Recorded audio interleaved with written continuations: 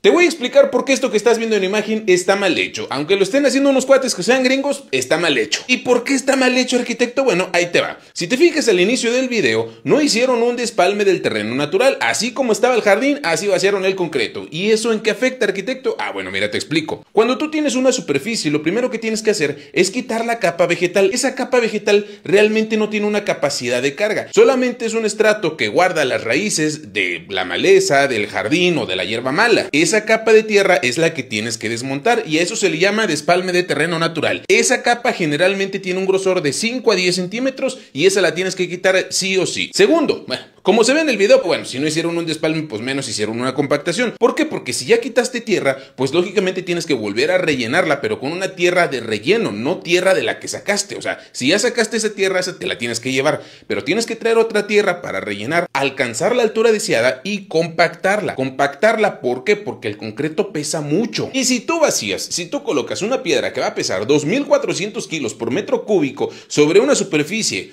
no compactada, pues esa superficie puede ser susceptible a tener erosión, a tener movimiento y por lógica que se generen grietas, generen fisuras sobre esa placa de concreto. Entonces tienes que compactar bien, homogenizar bien la superficie. Cuarto punto, bueno, les doy el gol porque yo no sé pues qué tan infestado esté ahí donde vaciaron el concreto, pero si tú estás en un terreno donde hay mucha hormiga roja, donde hay mucha plaga, bueno, yo te recomiendo hacer una breve fumigación, echarle veneno ahí a la tierra. ¿Para qué? Para pues, evitar cualquier plaga por debajo de la placa. Quinto punto, como ya vimos, ese concreto se vació directamente sobre la superficie, no se impermeabilizó. ¿Y a qué me refiero con impermeabilizar? Bueno, yo lo que te recomiendo es colocar un hule de polietileno sobre toda la superficie donde vayas a vaciar el concreto. Para evitar que el concreto entre en contacto directo con el suelo, porque al entrar en contacto con la tierra lo que hace es deshidratar a ese concreto. ¿Por qué? Porque el concreto, recordemos que es una mezcla pétrea que está compuesta también por agua, y la cantidad de agua que tiene esa mezcla está medida para alcanzar una cierta resistencia a la compresión. Por lógica, si entra en contacto con un elemento que chupe esa agua, pues lógicamente va a mermar la resistencia. Entonces, yo te recomiendo que para evitar que la humedad del suelo suba hacia la superficie y afecte a ese concreto, coloques un hule de polietileno.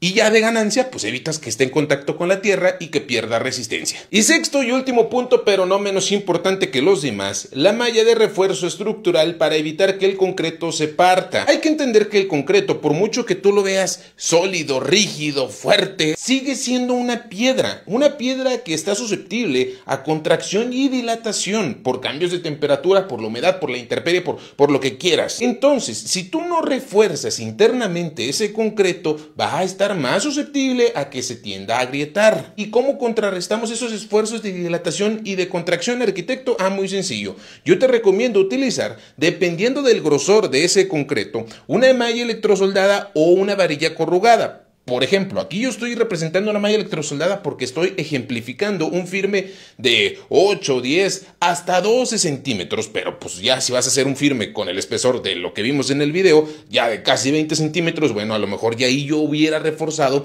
con un emparrillado de varilla de 3/8 corrugada. Esa malla electrosoldada es la que va a reforzar las propiedades estructurales de ese concreto para evitar precisamente eso, que quiebre. Ahora, esa malla electrosoldada yo te recomiendo que si no tienes calzadores, al momento de estar vaciando el concreto, tú la vayas levantando manualmente. ¿Para qué? Para que tenga un recubrimiento adecuado. Un recubrimiento es el concreto que queda por debajo y por arriba de ese elemento. Entonces, una malla electrosoldada debe tener un recubrimiento mínimo de 1 pulgada, 3 centímetros como mínimo. Entonces, yo te recomiendo que al momento de estar echando el concreto, lo estés levantando para que le entre bien la mezcla y esté funcionando correctamente. Ahora, ya conoces cómo se debe hacer correctamente la fabricación de un firme de concreto. La dosificación te la voy a platicar en otro video para explicarte cuánta arena, cuánta grava, cuánto cemento y cuánta agua necesitas para fabricar un firme ideal para tu casa.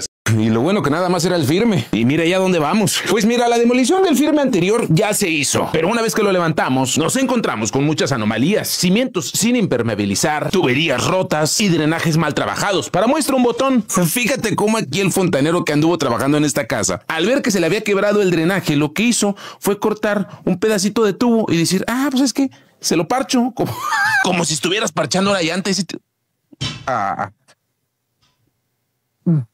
Ya lo agarré. Ese tipo de cosas no se deben hacer, son chambonadas. Y todo ese tipo de cosas, obviamente no las teníamos contempladas. ¿Por qué? Porque pues al único que veníamos era cambiar un firme. Y bueno, hacer el techo. Por eso tú, si estás próximo a remodelar tu casa en este año que entra, contempla un buen porcentaje del presupuesto que te están entregando para los extras, para lo que no se ve. Porque de que van a salir, van a salir. Ahorita ya lo solucionamos. Incluso ya le hicimos una trampa porque no tenía. ¿Sabes para qué funciona esta trampa? No sé si lo has visto en algún momento, pero bueno, esto básicamente funciona para que aquí siempre haya agua. ¿Y qué logramos con que aquí siempre haya agua? Bueno, que los bichitos no se nos vayan a meter. ¿Por qué? Porque al momento de que haya agua aquí, los bichitos pues ahí se ahogan. Además de que eso funciona también para evitar que los malos olores salgan por tu lavamanos o por tu tarja. Acá vamos a aplicar un recubrimiento impermeable para posteriormente colocar un impermeabilizante negro asfáltico. ¿Por qué? Porque todo esto está en contacto directo con el jardín. Estamos haciendo la excavación de un drenaje que no teníamos la noción de que existía, porque no sabíamos que había un registro por acá hasta que lo destapamos. Entonces hay que volverlo a trabajar. Y se tienen que hacer, y se tienen que hacer bien, porque si las dejas pasar, eventualmente vas a tener que volver a romper. Así que mejor hacer un desorden bien una vez que mal 3 veces. Puras cositas que no se ven, pero bueno, así son las remodelaciones. Déjame en los comentarios tu experiencia de qué es lo más raro que te has encontrado en alguna remodelación. No sé, te leo ahí en los comentarios. Por tu atención, como siempre, muchas gracias. Nos vemos en el siguiente video. Hoy estamos vaciando este... ¿Y tú quién eres? Pues yo, Arqui. ¡Ay! Ya volvió el que le picó la araña. Oiga, se pasan con los memes, ¿no? Sí, son bien bañados. Muy graciosos. Pero bueno, hoy andamos de la mano del hombre araña.